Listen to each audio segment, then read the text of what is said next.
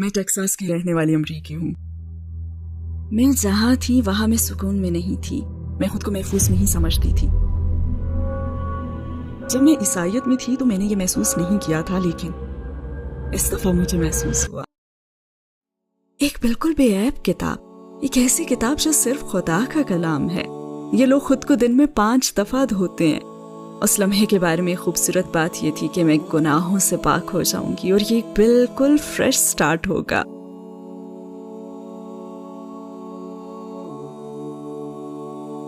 وہ دن جب اس دنیا نے آخری نبی کو کھویا۔ میں 14 سال سے انٹرویوز دے رہی ہوں اور ایسا پہلی دفعہ ہوا ہے کہ کسی نے مجھ سے یہ سوال پوچھا۔ ناجلہ ٹیمی کیپلر کون ہے؟ کیا آپ اپنے بیک گراؤنڈ کے بارے میں مختصراً کچھ بتائیں گی؟ ناجلہ ٹیمی کیپلر ٹیکساس میں پیدا ہوئی اور پلی بڑھی، جسے باہر جا کر کھیل کود کرنا پسند ہے۔ میں باسکٹ بال اور والی بال کھیلتی تھی اور ریس بھی لگاتی تھی۔ شاعری اور ڈرائنگ بھی انجوائے کرتی تھی، بلکہ اپنے ہائی اسکول میں نے آرٹ کے مقابلے میں بھی حصہ لیا۔ جب میں 5 سال کی تھی تو میرے والدین میں علیحدگی ہو گئی، اور جب میں 10 سال کی تھی تو میرے والد نے میری سوتیلی ماں سے دوسری شادی کر لی۔ اسکول اور چرچ کا ماحول جس میں میں پلی بڑی وہ کچھ ایسا تھا کہ آپ پر ذمہ داری ہے، آپ کو کچھ کر کے دکھانا ہے، کوئی تبدیلی لانی ہے، لہٰذا میں یہی کوشش کرتی تھی۔ مجھے عیسائیت کے 2 مختلف پہلو دیکھنے کا موقع ملا۔ ایک جس کا انتخاب میرے والد نے کیا جب میں ٹین ایجر تھی۔ جب اپنے ٹین ایج میں اپنی والدہ کے پاس رہنے گئی تو میں نے پھر عیسائیت کا دوسرا رخ دیکھا، بیپٹسٹ چرچ کا شدت پسند ذہنیت والا ٹرینٹی اور کرسمس منانے والا پہلو۔ ان چیزوں نے مجھے نیا رخ دکھایا۔ میں دونوں طرف کے چرچ سے مستفید ہوئی، لیکن پھر بھی میں مطمئن نہیں تھی اور مزید کی تلاش میں تھی۔ عقیدے کے حوالے سے آپ کی زندگی کیسی تھی؟ کیا پہلے آپ کا کوئی عقیدہ تھا؟ جی ہاں، میری خوش قسمتی ہے کہ میں اپنے والد کے منتخب شدہ چرچ میں پلی بڑھی۔ وہاں ڈسپلن کا خاص خیال رکھا جاتا تھا۔ السلام علیکم بھائیوں اور بہنوں، ہمیں احساس ہوا ہے کہ ہمارے چینل پر 80% ناظرین بشمول اس ویڈیو کے ہمارے سبسکرائبرز نہیں ہیں۔ جیسا کہ آپ جانتے ہیں کہ ہم غیر منافع بخش تنظیم ہیں اور ہماری ویڈیو پر اشتہارات غیر فعال ہیں۔ ٹوورڈز ایٹرنیٹی صرف ایک یوٹیوب چینل ہی نہیں بلکہ ایک مدرسہ بھی ہے۔ یہاں ہم خود کو اور نوجوانوں کو اسلامی تعلیم سے آراستہ کرتے ہیں، لہٰذا ہمارے اس مطالبے کا واحد مقصد سچائی کو پھیلانا ہے۔ ہو سکتا ہے بظاہر یہ چھوٹا عمل لگے، لیکن انشاءاللہ یہ ہمیں لاکھوں لوگوں تک پہنچنے میں مدد کرے گا۔ آئیے اب لائک اور سبسکرائب بٹن پر کلک کریں اور ساتھ مل کر ٹوورڈز ایٹرنیٹی کا سفر کریں۔ میں ہمیشہ سے ایک مذہبی ماحول میں رہی ہوں۔ جب میری ماں کو یہ چرچ بہت زیادہ سخت محسوس ہوا تو انہوں نے مزید وہاں نہ جانے کا ہی فیصلہ کیا، لیکن چونکہ میری پرورش میرے والد والے چرچ میں ہوئی تھی تو دونوں میں ایک واضح فرق تھا۔ مثال کے طور پر میرے والد والے چرچ میں حضرت موسیٰ علیہ السلام کے بنیادی احکام پر زور دیتے تھے، اور اس چرچ میں ریسرچ کا کام بھی بہت زیادہ ہوتا تھا، اور اسی ریسرچ میں ان کو پتہ چلا کہ امریکہ میں منائی جانے والی زیادہ تر چھٹیوں کا ایک جاہلانہ قسم کا بیک گراؤنڈ ہے۔ حتیٰ کہ بائبل کی آیات بھی ہیں جو کہ ان چھٹیوں کے مختلف پہلوؤں کے خلاف بات کرتی ہیں۔ مثال کے طور پر اپنے والد کے چرچ میں ہم کرسمس نہیں مناتے تھے کیونکہ بائبل کی آیات کے حوالے سے جیزس سال کے اس حصے میں پیدا ہی نہیں ہوئے تھے، لہٰذا 25 دسمبر ان کی تاریخ پیدائش نہیں ہے۔ اور دوسری بات یہ کہ بائبل اور جیریمایا یہ ظاہر کرتی ہیں کہ درخت کو سجانا ایک جاہلانہ قسم کا رویہ ہے، اور لوگ تو اسے سونے چاندی سے سجا کر مناتے ہیں اور پھر اس درخت کو پوجتے ہیں۔ ہمیں تو صرف خدا کی عبادت کرنی چاہیے، کسی اور چیز کی نہیں، اور انہوں نے واضح طور پر ایسا کیا۔ بلکہ ہمیں تو سالگرہ بھی نہیں منانی چاہیے جس پر ایک کیک پر کینڈلز جلا کر آپ وش مانگتے ہیں، لیکن آپ کو تو صرف خدا سے دعا کر کے مانگنا چاہیے نا، جو کہ ہمیں سب کچھ دے سکتا ہے۔ تو میرے والد کے چرچ میں ہم نے یہ محسوس کیا کہ یہ تو آگ کی پوجا کی طرح ہے۔ تو یہ کہ میرا عقیدہ تو تھا لیکن یہ کافی نہیں تھا۔ مجھے اپنے رب کا نام معلوم نہیں تھا جو کہ اللہ تعالیٰ ہے۔ میں نہیں جانتی تھی کہ اس کی رضا کے حساب سے میں کیسے اس کی عبادت کروں، یا پھر اس وقت مجھے معلوم ہی نہیں تھا۔ ہاں، مجھے میرے خوابوں میں اشارے ملتے تھے کیونکہ مجھے ڈراؤنے خواب آتے تھے، اور میں نے جو کچھ بھی سیکھا میں اس پر مطمئن نہیں تھی، اور میں جہاں تھی میں وہاں سکون میں نہیں تھی، میں خود کو محفوظ نہیں سمجھتی تھی۔ خاص طور پر ایک نو عمر کے طور پر میں اپنی جستجو میں مزید گہرائی تک پہنچ گئی کیونکہ میری بے چینی کا احساس بڑھتا ہی جا رہا تھا، یہ جاننے کے لیے کہ اصل سچائی کیا ہے، درست جواب کہاں ملیں گے۔ ایک دفعہ مجھے خیال آیا کہ اپنا لیگل پیڈ نکالوں اور ایک ڈیبیٹ میں جوابات ڈھونڈوں، یعنی تلاش جاری رکھوں اور ریسرچ کروں کہ آخر سچ کیا ہے۔ لہٰذا میں نے اپنا زرد لیگل پیڈ نکالا، اس پر اپنے سوالات لکھے، اور پھر میں نے اپنی والدہ کے منسٹر سے اپوائنٹمنٹ لی اور میں چرچ چلی گئی۔ جب میں داخل ہوئی تو میں نے دیکھا کہ یہ گہرے سبز چمڑے اور بھوری لکڑی کے فرنیچر سے مزین پر آسائش جگہ تھی۔ مجھے شک ہونے لگا کہ یہ اٹرنی کا آفس ہے یا کچھ اور۔ خیر، یہ ایک بڑا سا چرچ تھا اور مجھے ویسے یہاں سادگی کی ہی توقع تھی اور کچھ شائستہ سے ماحول کی، बहरहाल मैं गहरे सब्ज चमड़े की एक बड़ी सी कुर्सी पर जाकर बैठ गई, जो कि उनकी एक लकड़ी की बड़ी सी मेज के सामने ही रखी हुई थी। फिर मैंने अपने सवालात पूछने शुरू किए। मैंने कहा कि मुझे अपने वालिद के चर्च में कुछ ऐसी चीजों का तजुर्बा हुआ है, जबकि आपके चर्च में तो कुछ और है। तो ये फर्क क्यों है? जबकि किताब तो एक ही है, मजहब भी एक ही है, तो फिर ये फर्क क्यों है? आप क्रिसमस क्यों मनाते हैं? आप पोर्क क्यों खाते हैं? उन्होंने मुझे कुछ जवाबात दिए, लेकिन मुझे ये मालूम नहीं हो सका कि ये जवाबात उन्हें कहाँ से मिले हैं। क्या ये उनके अपने ख्यालात थे, या फिर चर्च ऑर्गेनाइजेशन के ख्यालात थे, या फिर उन्होंने ये अपनी थियोलॉजी स्कूल में सीखा। खैर, उनके जो भी जवाबात थे वो मुझे मुतमईन नहीं कर सके, क्योंकि उन्होंने किताब तो खोली ही नहीं कि बाइबल खोलकर मुझे दिखाएं कि ये रहा जवाब। तो मेरी बेचैनी दूर नहीं हुई। मैंने उन्हें अपनी बात मुकम्मल करने दी, लेकिन मुझे इस मीटिंग से बहुत मायूसी हुई। लिहाजा मैंने तो चर्च जाना ही छोड़ दिया और खुद को दूसरी चीज़ों में मसरूफ़ रखने की कोशिश करने लगी। जैसे कि मैंने कहा कि मैं स्पोर्ट टीम में थी और पढ़ भी रही थी। इसके अलावा मुझे आर्ट और ड्राइंग और शायरी वगैरह में भी दिलचस्पी थी, लेकिन उससे भी मुझे सुकून नहीं मिला। मतलब मुझे अपने अंदर खालीपन महसूस होता था, जैसे मैं खुद को खो चुकी हूँ और बहुत ही खौफजदा महसूस कर रही थी। तो फिर मैंने सोचा कि चलो, ये तो मुझे मालूम है कि खुदा मौजूद है और नबी भी आए थे, और ये भी कि खुदा ने अपनी किताबें उतारी हैं, लेकिन ये नहीं जानती थी कि वह क्या है। तो मैंने दुआ मांगनी शुरू कर दी कि ए खुदा, मुझे अक्ल व फहम दे, मुझे रहनुमाई चाहिए, क्योंकि मैं जानना चाहती थी कि सच क्या है और उस पर अमल कैसे करना है। तो मैंने सोचा कि ठीक है, अब मुझे अपनी रूह को सुकून पहुंचाने के लिए कुछ और तलाश करना चाहिए, क्योंकि मेरे हिसाब से ये सब कुछ तो काफी नहीं है। मेरा दिन रात दुआएं मांगना कि ए खुदा मुझे हिदायत दे। एक कोशिश तो थी, लेकिन ये सब काफी नहीं था। मैं अपनी माँ वाले चर्च भी गई, टाउन में बैप्टिस्ट चर्च गई, जो कि मेरी यूनिवर्सिटी जाने वाले मकाम से 1-8 घंटे ही के फासले पर था। जब मैं वहां गई तो मैंने देखा कि लोग खुदा की मोहब्बत से इंस्पायर हैं और उनकी यसू अलैहिस्सलाम के लिए कदरदानी का मुशाहिदा किया, और ये भी कि वो सब एक दूसरे का बहुत ख्याल रखते हैं, मुस्कुराते चेहरों, अच्छे अल्फाज और हेल्पफुल नेचर के साथ। ये सब कुछ मुझे बहुत अच्छा लगा और मैंने सोचा कि इस चर्च में जाके देखते हैं। तो फिर मैंने हर इतवार को उसी चर्च जाना शुरू कर दिया। ये टाउन की दूसरी तरफ एक बहुत बड़ा चर्च था, और एक चीज जो मुझे बहुत अच्छी लगी कि वहाँ तस्वीरें नहीं थी। लेकिन फिर कुछ ही अरसा जाने के बाद मुझे दोबारा से एहसास होने लगा कि ये वो नहीं है जिसकी मेरी रूह को तलब है, जो मेरी रूह को मुतमईन कर दे। हाँ, ये है कि मैं एक ऐसे माहौल में थी जो मुझे खुदा की याद दिला रहा था, और बाइबल के कुछ ऐसे अल्फाज को समझने में मददगार भी था, जो कि इंस्पायर करने वाले और मुतासिर कुन थे। खैर, वक्त गुजरता गया और मेरी दुआएं भी जारी थी, और उसके नतीजे में खुदा ने मेरे लिए मदद भेजी। मैं जिस यूनिवर्सिटी जाती थी वहाँ एक मुश्तरका दोस्त था। वो भी कैंपस में स्टूडेंट सेंटर जाता था, और उसका नाम रोम था। रोम का ही एक दोस्त था जो कि कुछ मुख्तलिफ सा था। वो एक तुर्क मुसलमान था, लेकिन उसने सिर्फ तजस्सुस की वजह से चर्च जाने का फैसला किया कि ये कैसा है। मैं जानती थी कि रोम उसको ईसाइयत की तरफ लाने के लिए उसकी मदद कर रहा है, लेकिन उस बंदे के दिल में क्या इरादा है उस चर्च में जाने के लिए, उसके बारे में मैं नहीं जानती थी। लेकिन जब मैं उससे मिली तो मैं उसकी एक अमल से बहुत ज्यादा मुतासिर हुई थी, और वो ये था कि जब हम चर्च की एक यूथ एक्टिविटी कैनू ट्रिप पर गए, जब हम लंच कर रहे थे, तो उसने पूछा कि कौन से खाने में पोर्क नहीं है। तब मुझे ख्याल आया कि ये तो बहुत इंटरेस्टिंग है, क्योंकि मैं भी अभी तक पोर्क नहीं खा रही थी। ये मेरे उन अकायद में से एक था जो कि मैंने अपने वालिद वाले चर्च से सीखे थे। तो मैंने सोचा कि ये तो बहुत इंटरेस्टिंग है, मतलब ये पोर्क क्यों नहीं खा रहा। और फिर उसने बताया कि ये उसके मजहब का हिस्सा है। तो मैंने सोचा कि ये तो वाकई इंटरेस्टिंग है, और ये बंदा मेरी सर्च में बहुत ज्यादा हेल्पफुल रहा। आप यूं कह लीजिए कि ऐसा अलाकार जिसे खुदा ने मेरी मदद के लिए भेजा है। जब मेरे इस शख्स से 1991 में सामना हुआ, तो इसने मुझे इस्लाम के बुनियादी अकायद के बारे में मस्जिद से छोटे छोटे ब्रोशर्स ला के देना शुरू कर दिए। और मजे की बात यह कि मुझे उन चीजों में और अपने वालिद के चर्च में सीखी गई चीजों में बहुत ज्यादा मुमासलत नजर आई। इसी तरह उसने एक मुझे और भी ब्रोशर ला के दिया, और ये एक किताब के बारे में था जिसका नाम कुरान मजीद था, और ये खालिस अल्लाह का कलाम थी। ये कलाम सिर्फ उसी का था। बाइबल के मामले में ये वाज़ेह नहीं था कि चैप्टर्स के लिखारी कौन है, किसके अल्फाज इस्तेमाल किए गए हैं, जबकि कुरान मुकम्मल तौर पर अल्लाह का कलाम है। मुझे इसमें बहुत गहराई महसूस हुई। यानी एक ऐसी किताब जिसमें कोई शक नहीं, एक ऐसी किताब जो सिर्फ अल्लाह का कलाम है, और उसने क़यामत तक इसकी हिफाजत का वादा किया है, क्योंकि अल्लाह के आखिरी नबी हज़रत मोहम्मद सल्लल्लाहु अलैहि वसल्लम हैं जिन पर यह किताब नाजिल हुई। और ये आप सल्लल्लाहु अलैहि वसल्लम के अल्फाज भी नहीं हो सकते, क्योंकि आप सल्लल्लाहु अलैहि वसल्लम उम्मी थे, और आप सल्लल्लाहु अलैहि वसल्लम को तो पिछले मज़ाहिब का इल्म भी नहीं था। ये खालिस वही थी, और इसी बात ने मुझे बहुत इंस्पायर किया।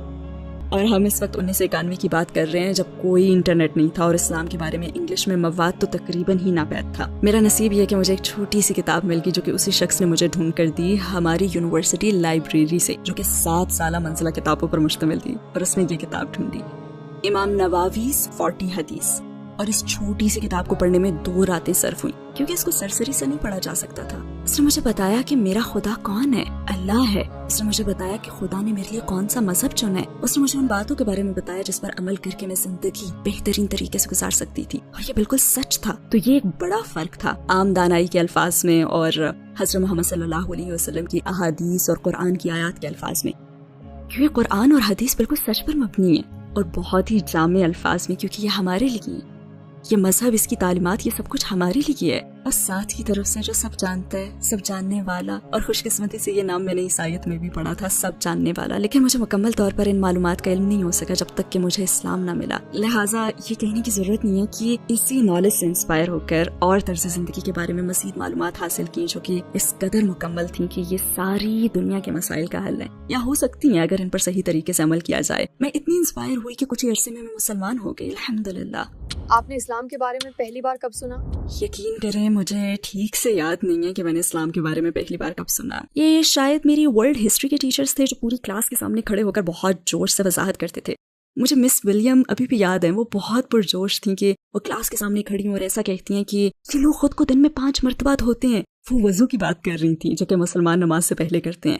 لیکن اس وقت میں اسلام کے بارے میں کچھ جانتی نہیں تھی، حتیٰ کہ اس لفظ سے بھی میں واقف نہیں تھی کہ یہ کوئی مذہب ہے یا پھر کسی شخص کا نام ہے جو اسی پر عمل کرتا ہے یا جو بھی ہے. مطلب میں بالکل ہی لا علم تھی، لیکن مجھے ان کا جوش یاد ہے ابھی تک. اور جب میں بعد میں مسلمان ہو گئی تب میں سمجھی کہ اچھا وہ اصل میں نماز سے پہلے وضو کرنے کی بات کر رہی تھی. یہ تو زبردست ہے. تو یہ کچھ اشارے تھے جو ظاہر ہوئے. لیکن میں چونکہ ٹیکساس میں بائبل بیلٹ میں رہتی تھی، مطلب وہاں پڑوس کے سارے گھر اپنی جگہ ایک چھوٹے سے چرچ کی مثال پیش کرتے تھے. چرچ جانا میری پرورش کا ایک اہم حصہ تھا، تو میں کبھی بھی کسی مسلمان سے ملی ہی نہیں تھی. یہ شروعات کچھ اجنبی جگہ سے ہی ہوئی، جیسا کہ ایک فلم جو میں نے دیکھی، یہ ماڈرن ٹرم اسلاموفوبیا پر مبنی تھی کیونکہ اس میں مسلم لیڈ رول منفی قسم کا تھا، جیسے غیر ملکی خواتین کا اغوا، ہاتھ کا کاٹنا، گردن اڑا دینا اور اسی قسم کی اسلام کو غلط طریقے سے پیش کرنے والی چیزیں تھیں. لیکن عجیب بات یہ ہے کہ میں نے اس فلم سے یہ میسج حاصل نہیں کیا، بلکہ فلم کے آخر میں وہ خاتون جسے اغوا کیا جانا تھا اس نے پردہ شروع کر دیا تھا.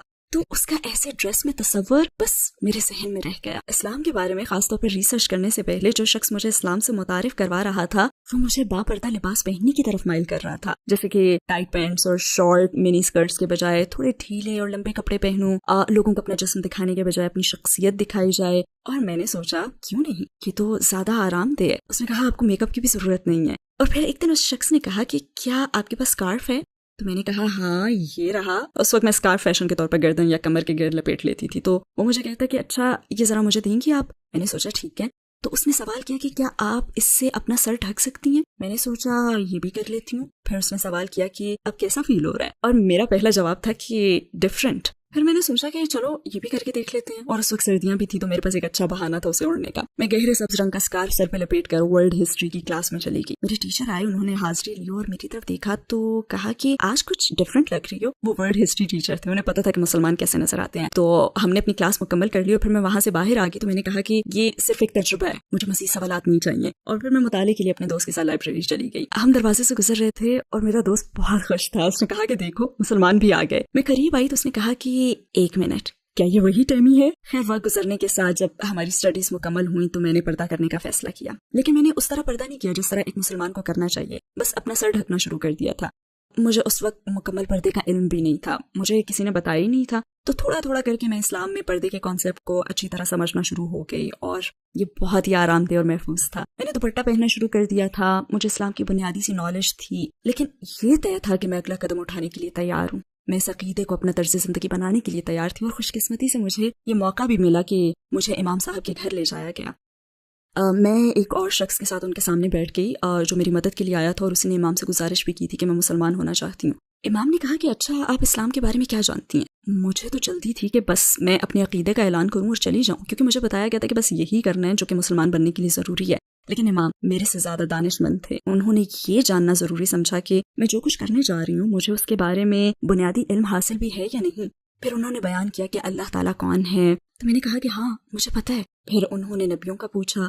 پھر وہ اگلی بات پر آئے کتابوں پر یقین کے بارے میں، اور پھر موت کے بعد زندگی، تقدیر، یعنی وہ چیزیں جو پہلے سے ہمارے نصیب میں لکھ دی گئی ہیں. کیا آپ کا ان باتوں پر یقین ہے؟ تو میں نے کہا جی ہاں. انہوں نے کہا کہ ان سب چیزوں کے ساتھ کچھ ذمہ داریاں بھی نافذ ہوتی ہیں، کیا آپ وہ ذمہ داریاں نبھانے کے لیے تیار ہیں؟ اور میرا جواب ہاں میں تھا الحمدللہ. وہ کیا چیز تھی جس سے ڈر کر آپ اپنا یہ آخری قدم اٹھایا اور مسلمان ہو گئیں؟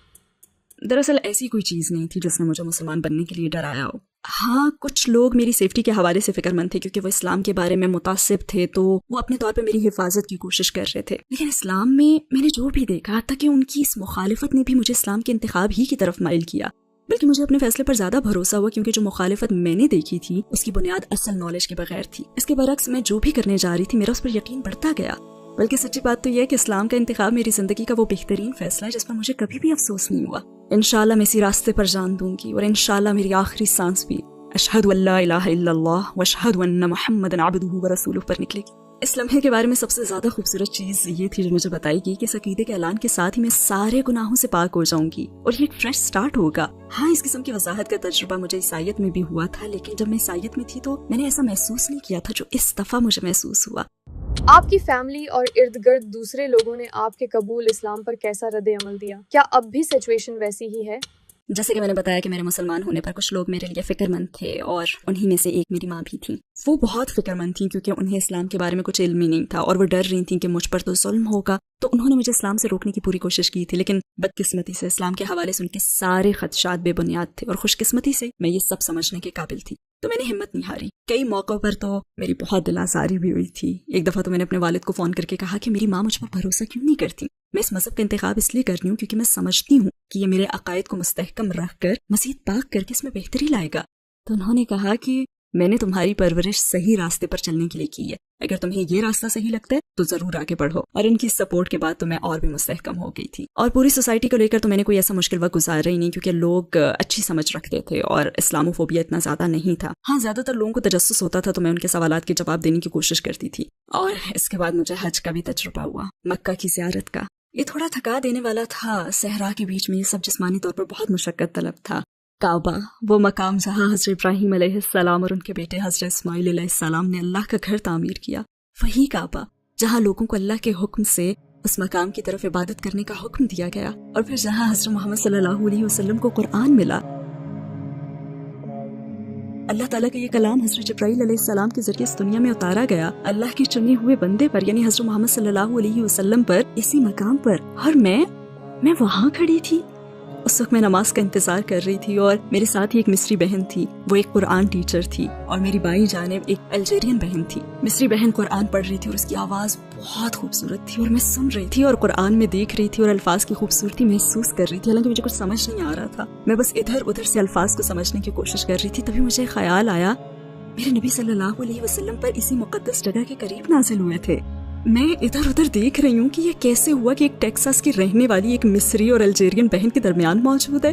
दुनिया के कितने मुख्तलिफ हिस्सों से लोग वहाँ आए थे और क्या चीज हमें जोड़ रही है। ये कोई मामूली चीज नहीं है, ये अकीदा है, अल्लाह ताला की वहदानियत है, ये नबी सल्लल्लाहु अलैहि वसल्लम से मोहब्बत है और इस किताब से मोहब्बत है। ये सोच इतनी जबरदस्त थी कि मैंने रोना शुरू कर दिया और मैं रोती चली गई। मतलब इस खुशी और लुत्फ के जज्बात को रोक ही नहीं पा रही थी, और ये बहुत डीप फीलिंग्स थी, बहुत ही जबरदस्त और थका देने वाली। और इसी कनेक्शन ने मुझे इस हकीकत की याद दिलाई कि मैं मग़फ़िरत के तलबगारों के बीच में हूँ, मैं सच्चाई और पाकीज़गी हासिल करने के बीच में हूँ। अल्लाह ताला बहुत रहम करने वाला है। मुझे उसके और अपने दरमियान किसी सहारे की जरूरत नहीं है, मुझे उसके अलावा किसी से कुछ मांगने की भी जरूरत नहीं है। और उसी ने तो मुझे ये मौका दिया कि मैं उसके घर आऊँ और इंसानियत से कनेक्ट हो जाऊँ, इस इंसानियत से, इन शुरू के वक्तों से ही अहले ईमान से, और इसी कम्युनिटी का हिस्सा बन जाऊं। ये एक ऐसा कनेक्शन था जिसका तजुर्बा मुझे पहले कभी भी नहीं हुआ था और मैं इसके लिए बहुत शुक्रगुजार हूँ। अगर आपको नबी करीम सल्लल्लाहु अलैहि वसल्लम की हयात से किसी एक दिन को देखने का मौका मिले तो आप किस दिन का इंतखाब करेंगी? क्या मैं शुरू के दिनों का इंतखाब करूँ जब आप सल्लल्लाहु अलैहि वसल्लम गारे हिरा में थे और हज़रत जिब्राईल अलैहिस्सलाम आए, आपको पकड़कर भींचा और पढ़ने का कहा, फिर आप सल्लल्लाहु अलैहि वसल्लम ने उन्हें उफ़क़ पर देखा और फिर अपनी ज़ौजा हज़रत खदीजा रज़ियल्लाहु ताला अन्हा के पास तशरीफ ले गए, जिन्होंने तस्दीक की कि ये सब हकीकत था, कोई ख्वाब नहीं और हो भी नहीं सकता, क्योंकि आप सल्लल्लाहु अलैहि वसल्लम एक बेहतरीन इंसान थे, हमेशा दूसरों का भला चाहते थे। तो ये वही दिन होगा, या फिर वो दिन जब आप सल्लल्लाहु अलैहि वसल्लम ने अपने खानदान को इस्लाम के बारे में बताने की कोशिश की और सबको खाने पर दावत दी और सिर्फ एक बच्चे ने, हज़रत अली रज़ियल्लाहु ताला अन्हु ने कहा कि हाँ मैं आप सल्लल्लाहु अलैहि वसल्लम की पैरवी करूंगा। या फिर ये वो दिन होगा जब 25 साल की खूबसूरत रफ़ाकत के बाद आप सल्लल्लाहु अलैहि वसल्लम की ज़ौजा का काफिरों की तरफ से मोमिनीन पर मुसल्लत की गई जला वतनी में फाका कशी की वजह से इंतकाल हो गया, और इस वक्त आप सल्लल्लाहु अलैहि वसल्लम इन सबसे कैसे निपटे होंगे। या फिर वो दिन होगा जब आप सल्लल्लाहु अलैहि वसल्लम को अपना घर मक्का मुकरमा छोड़ना पड़ा काफिरों के जुल्म सितम की वजह से, और हकीकत तो ये थी कि वो आप सल्लल्लाहु अलैहि वसल्लम को नाउज़ बिल्लाह कत्ल करना चाहते थे। या फिर वो दिन हो गए जब आप सल्लल्लाहु अलैहि वसल्लम ने रात को मक्का से यरूशलेम का सफर किया, जन्नतों में उठाए गए और हर जन्नत में दूसरे नबियों से मुलाकात करना, यहाँ तक कि अपने रब के पास जा पहुंचे और अल्लाह ताला ने आप सल्लल्लाहु अलैहि वसल्लम को नमाज पढ़ने का कहा। फिर आप सल्लल्लाहु अलैहि वसल्लम नमाज के इस तोहफे को लेकर वापस आए और अहले ईमान ने इसे खुशी से कबूल किया और काफिर आप सल्लल्लाहु अलैहि वसल्लम को नाउज़ बिल्लाह दीवाना समझते थे। या फिर ये वो दिन होगा जब आप सल्लल्लाहु अलैहि वसल्लम का विसाल हुआ, वो दिन जब दुनिया ने आखिरी नबी को खो दिया। मौत के फरिश्ते ने आप सल्लल्लाहु अलैहि वसल्लम से आपकी तरजीह पूछी। आप सल्लल्लाहु अलैहि वसल्लम ने इस दुनिया पर अल्लाह ताला को तरजीह दी। मेरे ख्याल से जो दिन मैं चुनूंगी एक बड़ी उम्मीद के साथ, ये वो दिन होगा जब मैं आप सल्लल्लाहु अलैहि वसल्लम से मुलाकात करूंगी इंशाअल्लाह, हौज़े कौसर पर, वो मुतबरक पानी जो सारे दर्द धो देगा और पाक कर देगा, सारी बुरी यादें भुला देगा और हमें जन्नत में दाखिल होने के लिए तैयार कर देगा इंशाअल्लाह। मुझे यही चाहिए। मैं 14 साल से तकरीरें कर रही हूँ और इंटरव्यू दे रही हूँ और ये पहली दफ़ा है कि किसी ने मुझसे ऐसा सवाल किया। बहुत ही खूबसूरत सवाल है, बहुत शुक्रिया। वो लोग जो इस्लाम की तरफ आने में हिचकिचाते हैं, उनको ये तशवीश होती है कि इस्लाम कबूल करने पर वो जिंदगी की रंगीनियां खो देंगे। तो आप मुझे ये बताएं कि क्या इस्लाम के बाद आपकी जिंदगी बोरिंग हो गई है? इस्लाम के बाद मेरी जिंदगी इतनी भरपूर हो गई है कि मैं बयान भी नहीं कर सकती। पूरी दुनिया मुझ पर खुल गई है। मैं टेक्सास की रहने वाली अमरीकी हूँ। मैं टेक्सास के जायकों, फ्लेवर्स और नेचर से आशना तो थी, लेकिन जब मैं मुसलमान हुई तो फिर मैं यमन, कतर, पाकिस्तान और तुर्किया के फ्लेवर से भी आशना हुई। सारी दुनिया के दरवाजे मुझ पर खुल गए। मुझे उनके कल्चर को और लोगों को जानने का मौका मिला। मैंने उनको जाना क्योंकि वो मेरे दीनी भाई और बहन थे, क्योंकि मेरे खालिक ने उनको पैदा किया ताकि हम सब एक अकीदे की छतरी तले इकट्ठे हो जाएं। तो इस तरह मैंने एक ज्यादा भरपूर जिंदगी का तजुर्बा किया है, जो ज्यादा रंगीन थी, और ऐसी जिंदगी जहां मैं चीजों की ज्यादा हौसला अफजाई कर सकती थी। शायद कुछ लोग कहें कि आप तो बास्केटबॉल और वॉलीबॉल खेलती थी, दौड़ भी लगाती थी, शायरी और ड्राइंग भी करती थी वगैरह वगैरह। तो इनमें कुछ चीज़ें मेरे लिए बहुत अच्छी थी, लेकिन बाज़ अच्छी नहीं भी थी। बाज़ चीज़ें मुख्तलिफ माहौल में की जा सकती हैं। मिसाल के तौर पर अब मैं बास्केटबॉल और वॉलीबॉल पब्लिक में खेलने के लिए तैयार नहीं हूँ, लेकिन हाँ, अगर कोई ऐसी प्राइवेट जगह हो जहाँ पे सिर्फ खवातीन हूँ तो मैं ज़रूर खेलूंगी। और अब तो खेलों के हवाले से मुझे जंगल में पैदल चलना, हाइकिंग और ट्रैकिंग का बहुत ज़्यादा शौक है। मुझे तीर अंदाजी से भी बहुत ज़्यादा लगाव है और उसके साथ ही मैं एक बहुत अच्छी तैराक भी हूँ, अगर माहौल मुनासिब हो। तो ये कि अब भी खुश रंग जिंदगी गुजारने के बहुत से मौके हैं, बेपर्दा हुए बगैर भी और इस नामुनासिब माहौल को अपनाए बगैर भी, जहाँ आप मर्दों की निगाहों का मरकज बनते हैं। और मैं भी यही चाहती हूँ और यही मेरी रूह की तलब थी। ये जिंदगी तो आरसी है, लेकिन आपका अमल अबदी है। आपके ख्याल में एक नौ मुस्लिम को इस्लाम कबूल करने के फौरन बाद किस चीज़ की ज़्यादा ज़रूरत होती है? एक नौ मुस्लिम के लिए इस्लाम में दाखिल होने के बाद सबसे अहम चीज़ अखुवत और भाईचारा है, सपोर्ट। मैं फाइनेंशियल सपोर्ट की बात नहीं कर रही। हाँ, बाज़ औक़ात इसकी भी ज़रूरत होती है क्योंकि वो अपनी जॉब खो देते हैं या उनकी फैमिलीज उनसे मुंह मोड़ लेती हैं सिर्फ इस्लाम कबूल करने की वजह से, लेकिन इमोशनल सपोर्ट ज़्यादा ज़रूरी है। वैसे तो अल्लाह ताला ऐसे लोगों के साथ है और हमेशा रहेगा, लेकिन हम फितरतन कम्युनिटी में रहना पसंद करते हैं। तो एक नौ मुस्लिम के लिए एक बहुत बड़ी बात है कि वो खुद को एक कम्युनिटी का हिस्सा महसूस करे। तो मैं इस बात की पुरजोर हौसला अफजाई करती हूँ कि अगर आपके इल्म में कोई ऐसा है जो नया इस्लाम में दाखिल हुआ हो तो उनका साथ जरूर दें, क्योंकि उन्हें आपकी ज़रूरत है, एक बहन या भाई की। आप अपना कोई आखिरी इजहार ख्याल करना चाहेंगी? लोगों ने इंटरव्यूज में मुझसे कई दफ़ा पूछा है या फिर ऐसे ही कि क्या इस्लाम मुश्किल नहीं है, क्या इस पर अमल मुश्किल नहीं है, और बिना हिचकिचाहट के मेरा जवाब यही होता है कि असल मुश्किल इस्लाम के बगैर की जिंदगी है। उस मेहरबान परवरदिगार ने हमें एक तोहफा दिया है, लेकिन हमें मजबूर नहीं किया। ये आपके लिए है, अब आपकी मर्जी है, फैसला आपका है और अंजाम भी उसी हिसाब से है। लिहाजा सोच समझ कर फैसला करें।